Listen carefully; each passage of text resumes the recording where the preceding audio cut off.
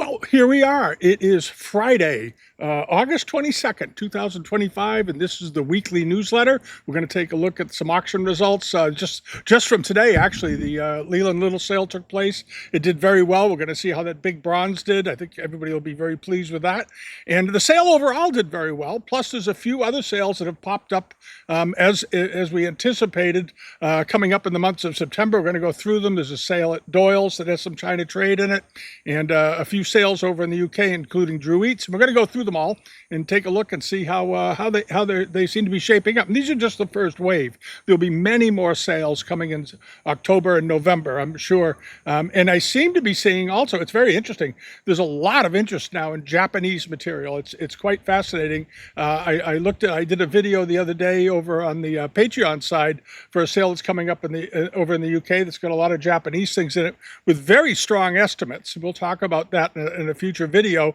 And I'm going to be really interested to see how they're doing, how they're going to do, because Dreweatts also has some very good Japanese early pieces, 17th and early 18th century pieces with pretty strong estimates.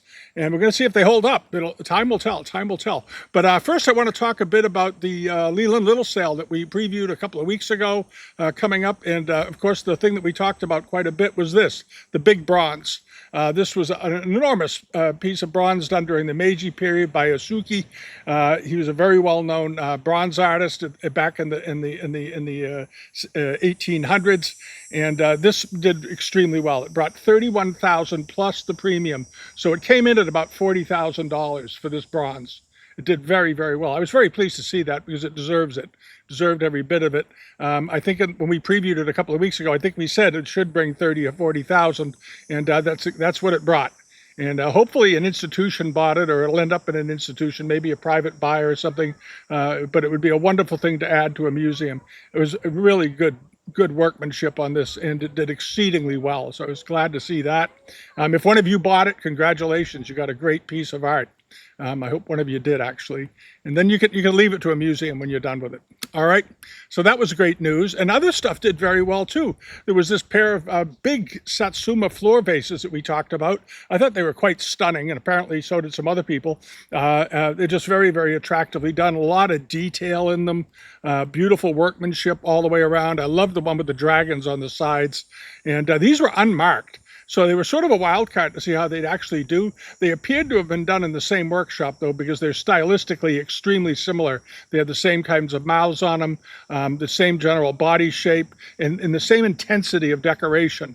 So these may have been bought and kept at the same time, or bought by a collector who was looking for this specific workshop type of material, because I think it's pretty obvious that these were done in the same place. I don't really doubt that very much.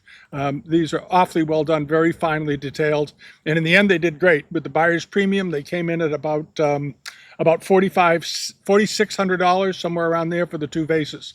It was a good price, not a crazy price, because these were quite tall. You have to remember, these were the biggest one was 45 inches tall, so it was it was 3.5 feet in height. This was a big piece of pottery. So somebody's going to have to, if you get a shipping bill on this, it's going to be pretty expensive to ship. But boy, they were handsome pieces of ceramic.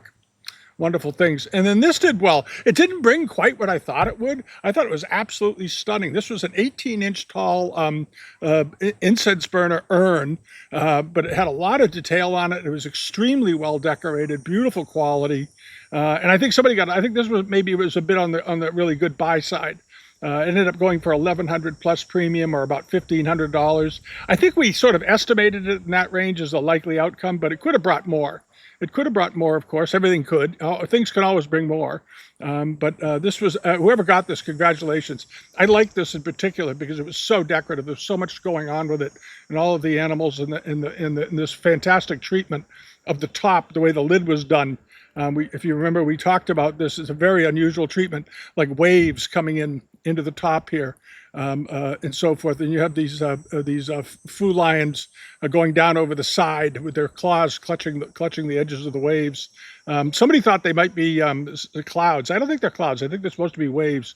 because this is an aquatic a demon on top here, like a giant, like a dolphin foo lion. I'm not sure what they call that, but it's very interesting. And it ended up doing 1,100 plus premium, or around about $1,400 for it all said and done. Nice work though, nice work. And then this, the big Cloisonne vase. We talked about this because I know these always do well. These giant Cloisonne pieces from the Meiji period, if they're very well done, and this one was, always do it very, very well. People love them. They appeal to a broad market. They appeal to the decorative market. They appeal to the Cloisonne market. They appeal to everybody, and in particular Meiji Cloisonne buyers. And this one was just quite robust. The massive flower on it, and it was big. It was I think it was over 5 feet tall, as I recall. 58 inches. So it was just a hair under 5 feet. It was 58 inches. So it was just a little bit under 5 feet in height. And it brought 8,250 plus the buyer's premium. So now you're up around 25%, 2.5 times, about $10,000 for that. A very strong price. We were thinking, I think we had estimated 5 to 8,000 or 6 to 8,000. It went over that. But in person, you know, if people got to see it or they got some detailed shots of it, you know, it could even look better. And then people decide they want to own it, and they don't turn up very often. These great big ones do not turn up often that are undamaged. All right, this one I believe was undamaged. Very often they have dents in them and they have losses to the enamels, which severely impact the value. So whoever gets this, if this is getting shipped, it's going to have to be shipped very carefully. Hopefully the new owner is picking it up.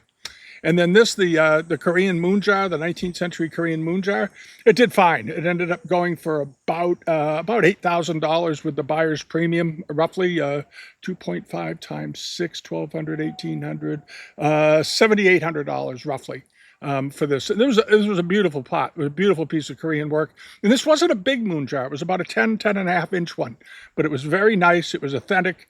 And like I said, the real moon jars don't turn up very often. They just don't. The great big ones can bring a lot of money. Once you get up into the 15 and 20 inch height range, the prices go, you know, go up, well up into 6 figures. But when they're under that height, typically they go for, under 12 inches and under, they're sort of in the $5,000 to $15,000 range. And this one came right, sort of right smack in the middle, right where it should have, I think. And then hopping along over to this, the Chongye tea caddy. This is the contemporary potter that we talked about, because she was a very famous.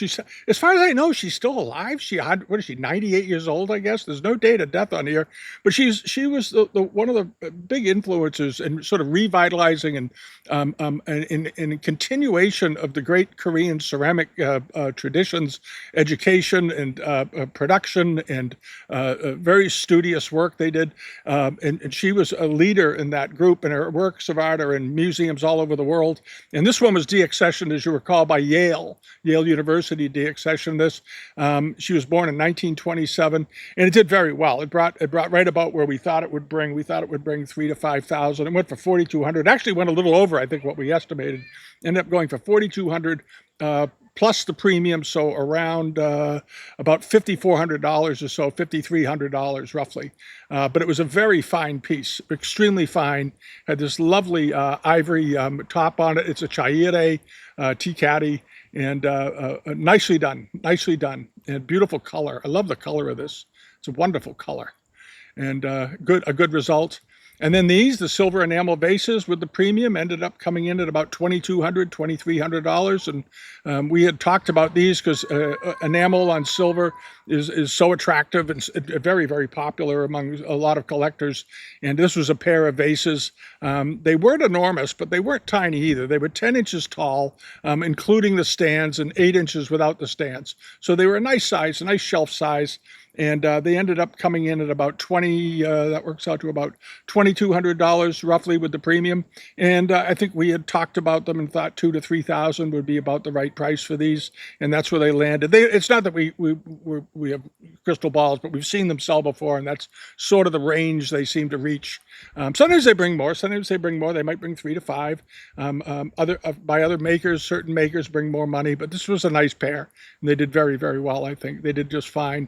And then the big calligraphy pot that was bought, I believe this was bought in Thailand, as I recall, back in the 60s, right? There was something in here about where it was bought.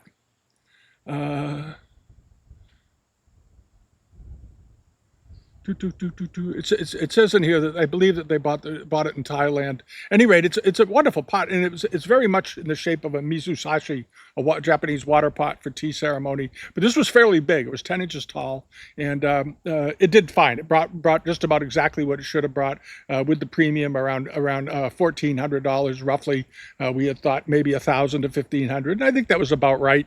It had nice calligraphy on it. It was in good condition and very, very attractive. And there are certain people out there who only buy pieces with calligraphy on them. That's what they want to buy. They like to buy the script. And this would be a good thing to add to any collection, I think. And then hopping along to this, the Meiji bronzes that were done in mixed metal. These were very nice. I spent some time talking about these because they were extremely well done. When I first saw them, I thought they were, because of the darkness of the photos, I thought they were inlaid with gold and silver. I mean, with mother of pearl or something. I didn't realize it right off when I first saw them that they were mixed metal. So they have gold leaf over them and so forth. You have ripening fruit and whatnot, and very fine detail, and it's a pair. And these were decent size. These were sort of, as I recall, in the bigger size, 7 7/8 inches. A lot of these mixed metal pots and these two vases or brush pots are 3 to 5 inches when they're mixed metal. These were quite large for these, actually, and they did very well. They brought 3,000 plus premium, or about it comes out to just about $3,750 plus tax and shipping or whatever else you got to pay to get them. But they were a wonderful pair. Very nice quality all the way around, good detail and so forth. Very attractive. I thought these were quite nice. I thought these were really, really quite nice. And then hopping along over to the next sales that are coming up here. This is my watch list right now. I've got a lot of stuff on here to get through.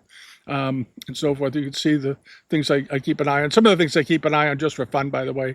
I'm not thinking of buying a Daimler, but Thomaston Place up in Maine has got a 1989 Daimler, which was a luxury car that was built in England for a while. Mechanically disasters, but they're very handsome cars and so forth. There's a Will Smith sale coming up. He's got another nice Dunlop Highboy. This is better than the last Dunlop Highboy we saw, and we're going to go through some of that in a minute too.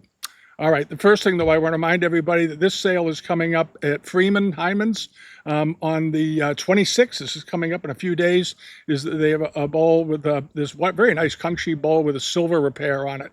This beautiful silver repair. I think it's so elegant, wonderfully done, but a very handsome bowl. This is a nice piece of porcelain, even if it does have a repair, because I think the Mate Do repair using sterling silver is quite a touch. They're dating this. They're dating the work to 1755, but I think that's the silver date. The bowl to me looks like a Kangxi bowl. This is what's interesting. The engraving on the silver was from 1755. So this was a repair done. It's a 13-inch bowl. That's right, it is a big bowl. This bowl is 13 inches in diameter. That's a big Kangxi bowl. That's a big piece of porcelain. So they dated the repair to 1755, but the bowl was made probably around 1700 or 1710. I think it's a very interesting object. If you like interesting things with make-do repairs, this is a gem. That's a gem of a piece. And it's going to be on the 26th at Freeman Hyman Gallery. And then also coming up, this is the same sales. There's some other China trade pieces in here, some nice plates and so forth.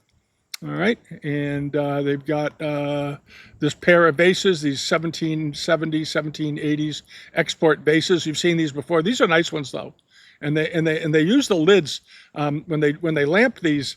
They left the lids intact. They didn't throw them away or do something stupid with them, so they're all there. As I recall, these are just lamped to the exterior up the backs. Yeah, so they didn't drill the pieces out. These pieces aren't drilled. And they haven't been damaged by the turning them into lamps. They just fitted them onto stands and ran the lamp posts up the back. And they're estimated at 1,000 to 1,500. They've got 2 bids. 51 people are watching them because they're really nice lamps. They're great lamps. And let's see here. They are 17 inches tall. The jars, I guess, 17 inches tall. Wow, they're big. And the overall height is 26. So these are very large ones. These are not 10 and 12 inch ones. You might want to chase these. These are very nice. I didn't realize how big they were because visually they don't look that big. But according to the description, height 17 inches, width 8 inches, the vases only, and the overall height is 26. So these are huge. These are huge things. And they should bring more than, they should bring 3 to 4,000 for the pair easily. These are very, very big. If you don't like them as lamps, take them out and use them as urns to put on a mantle. Very attractive. And then this is the one with that punch bowl, that fun punch bowl with the oversized figures on it. Now, we've seen these in the past. They've done very, very well with these large scale figures drawn on. There've been 2 or 3 of them that we talked about in the last year. And they all end up doing very well. They all end up bringing 3,000 to 6,000, 7,000. There was one that brought 13,000 that was particularly heavily decorated. But this is a fun one, too. I love the faces on them. And the bowl measures 10 inches in diameter. It's a nice looking thing. It's got no bids. Right now, its starting price is just $400. So you want to look into that. And then this is a sale that just popped up today. Actually, I didn't notice it until today anyway. Abell Auctions. The sale is on the 27th. They don't have a lot of stuff in there in particular, but they do have this. This is a very nice Chinese rug. They're calling it Art Deco. It's not Art Deco. It's not, maybe from the Deco period, I guess, from the 20s or something. But it's a very nice Chinese rug with vine decoration. It looks like it's in good condition. It's 8 by 11. This is a nice rug. This is a really nice rug. And I don't think it doesn't seem to be getting much attention. It's only got 6 bidders watching it. And 8 by 11. What else have they said? They don't say much about it, but it looks like a heck of a nice rug. And it's certainly worth more than the $200 to $300 estimate. It should bring $1,500. So you want to look into that. That's an awfully nice thing. If you're looking for a good room-sized Chinese rug with a pleasing overall pattern on it in blue, this is it. This is a nice carpet. And look into shipping on it. They're not cheap to ship, but it's worth doing. All right, and then this is a misidentified piece. Those of you that buy Central Asian pieces know right away, right? This is a Sudani from the Tashkent region of Central Asia, the Afghanistan, Uzbekistan region. This is an awfully rare thing. It's 6 inches 9 by 8 foot 2, and these generally sell for. Well, you see them retailing them off for about $5,000, $4,000 to $6,000 a piece in retail in textile shops that specialize in these things. If you Google it, you throw this in Google Lens, you'll find a bunch of them. It's a well-known pattern. I don't know how they missed it, called it Turkish. It's not. I could see sort of cousin of Turkoman, but not Turkish. Right now, it's only estimated at $100 to $200. It's got just five people watching it. It's got one bid for $50. All right, it should bring $1,500 to $2,000. And right now, it doesn't seem to be getting a lot of action. So you might have an opportunity on your hands if you're a rug and textile buyer and you like Central Asian things. All right. And then this is up again. This was sold by Abell a few weeks ago. If you go and look at their past auctions, and something happened. I don't know what happened. It didn't get paid for because it reached a pretty good price. I think we talked about it, and it's back up. So either the bidder vanished on them or the credit card bounced or something. But this is a nice Japanese silvered screen. It's very, very attractive. I don't know why it didn't get paid for. I thought it sold for a reasonable price. I thought it was a wonderful looking thing.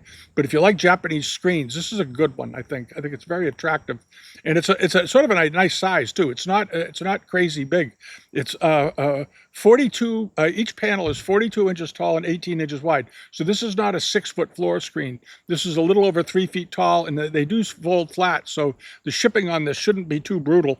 And it's a very handsome thing. Right now, it's got 16 people watching it, and we'll see what it brings. It's only estimated at $400 to $600, even though, as I recall, a few weeks ago it brought $1,700 or $1,800, which I didn't think was unreasonable. It's very handsome. It's very, very handsome. And then hopping along over here to this is Villinghuis de Jager has a sale coming up. They have a lot of Chinese and a lot of Japanese stuff. They have this. What's funny about Villinghuis is that when they get Japanese things, they don't say they're Japanese. They just say a blue and white plate.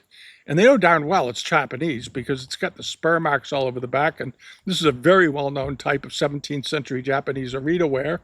And when you flip it over, there are the spurs. And you don't see spurs on Chinese plates, so what else could it be? It's Japanese. But for some reason, they consistently, if it's something just Chinese, they say Chinese, but if it's Japanese, they just give it a sort of a generic description. Maybe they're hoping people won't know the difference and they'll bid on it like it's Chinese or something. The estimate on it's very low, 100 to 200 euros, 60 euro opening bid. It measures 32 centimeters, about 13 inches, just a little under 13 inches in diameter. And it should bring 300 or 400, but we'll see. The colors of this blue, the cobalt, caught my eye because it's a very strong cobalt, very, very vibrant, very strong. I like it quite a bit. And then what else is in the sale? There's a whole bunch of Chinese stuff in the sale. There's a lot of Japanese material in the sale. There's quite a big bit of good Chinese pieces, some Ming pieces in here.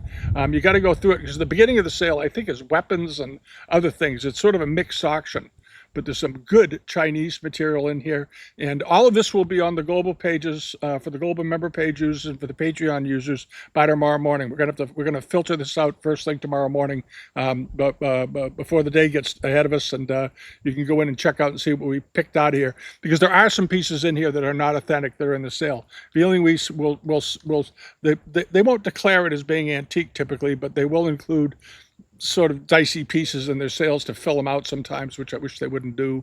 Sort of a dumb idea. As you all know my feelings on selling copies. I think it's a really bad idea, but it's bad for your business. But there's some nice pieces in here. There's a couple of paintings and so forth. So that's worth taking a good look at. And then over here, this is the William Smith sale up in New Hampshire that's coming up. And I'm just showing this because this is a really interesting, there's a couple of very interesting pieces of furniture in the sale if you're an Americana collector. And this is a George Washington commemorative walnut cabinet. And it was done during the centennial, the first centennial in the 1870s. Let's see, where did they date? I think they dated it. 1870, circa 1870. It was done, no doubt, it was done for the centennial. And at the top of it, you have the eagles and so forth. And it's done in sort of the Renaissance revival style. February, it's George Washington's birthday. He was born in 1732. There he is. There's a bronze plaque of him. And at the top, you have all this over-the-top decoration with a heraldic shield and all this good business. And then you go down the case, down to the bottom, the decorations continued and so forth. This is a nice cabinet. I like this a lot. I think this is great. Nice workmanship too. Boy, what beautiful workmanship. He died in 1799. There's the shield. Do they say where this was made? Probably made in New York, I suspect. Doesn't say. They don't say. The upper corner of the base display Washington's birth and death dates. Yeah, it's 84 inches tall. It's quite big. It's estimated at $3,000 to $5,000. It already has a bid on it. It's already got a bid of $1,500. It'll probably get there. This is a real interesting piece of furniture and sort of rare. And these authentic centennial pieces that were made have become quite collectible. They really, really have. And then also in this sale is this. A few weeks ago, you remember we talked about Dunlap Furniture. They were the Portsmouth, New Hampshire furniture. They lived near Portsmouth, and they were furniture makers during the winter months. And during the summer, they were farmers and had other businesses. But during the winter, they made some extraordinary pieces of furniture. And the one a couple of weeks ago was awfully nice. And then this one came along, and it's absolutely over the top. As far as New England workmanship goes. It's an 18th century chest, and the top of it, the pediment on it, is particularly interesting. I'm going to pull this in. Notice on the left and to the right, the left and the right of the shell pattern in the center. There's a shell on the left, shell on the right, shell in the middle, and you have this sort of broken arch pediment, swan's neck pediment they put over the shell. But on each side, it's carved like basket weave, but it's carved in wood, and it looks like it's a woven basket. It's an absolutely magnificent piece of work, and I believe this piece was exhibited in the Dunlap furniture book years ago that came out, and that's this is just the upper section that they've included, and then the bottom of it has this wonderful volute, like waves in the middle, and then 3 shells again, and then these very, very nice sort of cabriole legs with Queen Anne feet on them, with their pads under them and so forth. This is a heck of a fine piece of furniture. It's got a strong estimate on it, but it deserves it. It's estimated at $30,000 to $50,000, but it's one of the best pieces of Dunlap in the world. It's made of curly maple, and beautifully executed. They dated it to about 1780, which was sort of the active period for the Dunlaps. They were very busy right around the time of the Revolutionary War. It's when they made most of their furniture. On 5 or 6 years before, and about 10 years after. But those were sort of their dates. I remember there was an awful lot of talk about the Dunlaps back in the 90s. They were extremely popular, and these are nice. This is a very nice cabinet. And then this is over to Dreweatts. has a sale coming up on I think it's on the 9th and the 10th. They have a couple sales coming up, and there is a bunch of good amari on their sales. Big amari jars. This one is 61 centimeters tall, so it's it's 25 inches tall. It's a great big pot. Early 18th century, late 17th century. It's got this shishi, and it looks like it's in black in the middle, and lots of gilding, lots of underglazed blue, and so forth, and beautiful red enamels and so forth. It doesn't have its lid, but that's not unusual for these. You want to get condition reports on these, but this is a very, very attractive one. It's got a crack on the bottom, but they often do. These big Japanese pieces were used in the English houses, and they got sort of knocked around a little bit. But you see them all the time over there. They were very popular. The Japanese, big pieces of Japanese amari were just as popular in English great houses as the Chinese. They were extremely well liked, and they often mounted them with ormolu mounts and so forth. And here you have another pair of jars, late 17th century again. And how tall are these? Are probably a little bit smaller, 46 centimeters tall. So they're just a little smaller than the other two. These are about 18 inches tall each. They're estimated, though, at 7,000 to 10,000 pounds, with a 7,000 pound opening bid. And it's already got 6 people watching it. So it'll be very interesting to see how they do. And also on the 10th are these. There's 3 lots, as I recall, that have reverse paintings on glass, Chinese, 18th century. Here are 2 of them. The one on the left is quite nice. There's some loss to the mirroring at the top, but the one on the right is sort of a famous style. This particular one here, with this very pretty lady in the middle petting the dog, you'll see similar renditions of this same painting in collections. It was a very popular style, and these were done on English glass that were brought. The Chinese, they would import glass into China, and the decorators would reverse paint them. And they did everything from Chinese figural scenes to European scenes. There's a famous incident where somebody did portraits of George Washington and so forth. That's a whole other story. It ended up in a lawsuit. One of the first lawsuits, copyright lawsuits in American history, as a matter of fact. But anyway, this was a very, very nice pair, a couple of paintings. They're not a pair, but a couple. And the estimates seem very low. I'm not sure why. They're pretty good size. They're 8 or 10 inches. They're this size. They're nice looking. They should bring more than that. 400 to 600 euros for the both of them. That seems like a bargain. And then this is another one. This is maybe a bit larger. The gilt frame, 34 by 39 centimeters. So it's about a foot square, a little over a foot square. Nice figural scene, though, of people by a lake. A gentleman out on the terrace here receiving some people coming home. Very attractive. I like this. The layout is quite nice. And the glass looks like it's in pretty good shape. The mirroring is on it still in pretty good shape. It hasn't peeled much. But it's a very attractive painting. And this one is estimated at 2,500 to 4,000. That's more like it. 2,500 to 4,000 pounds with the 1,500 pound opening bid. And both of these sales are very interesting for other pieces of furniture too. So go through it. Always go through the sales and see the other things that they're selling, because you can often it's from maybe a couple, especially in England, they often have collections from houses that come in, and they'll have a lot of pieces. You can sort of spot the pieces that probably all came from the same house, and you can get a sense of what the people were like that owned them and what their tastes were and so forth. There are definite flavors that run through estate collections, and we saw it many, many times when we were doing auctions. There was a continuum of taste that ran through the house. Some people had amazing taste, things that they acquired over the years, and it's just fun. It's a sort of a fun game to try to figure out which pieces came from which collection. But I like these a lot. I thought these were awfully nice. And then also coming up on the 11th, this is also at Dreweatts. If you're a carpet buyer, you want to check this out. This is a Bashir gallery carpet, or Kelleh as they're known. They're very long, and they're not terribly wide, but this is a really nice one. The colors on it are quite good. It's big though. It's 425 by 218 centimeters. So it's about 6.5 feet wide and 218 centimeters long. So it's what's that? 30 divided by 20, about 7. Let's do the math on this again. 425 divided by 38, 9.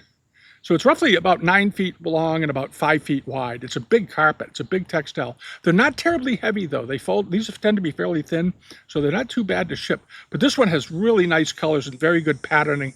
It's a 19th century example, but it has a very good blue in it, a real crisp blue. I like that that blue. It's almost like lapis. Very interesting color selection. And maybe ask them for a daylight color shot to make sure those are the real colors, because if they are, this is a heck of a rug. But they appear to be, right? There's that light blue all through it.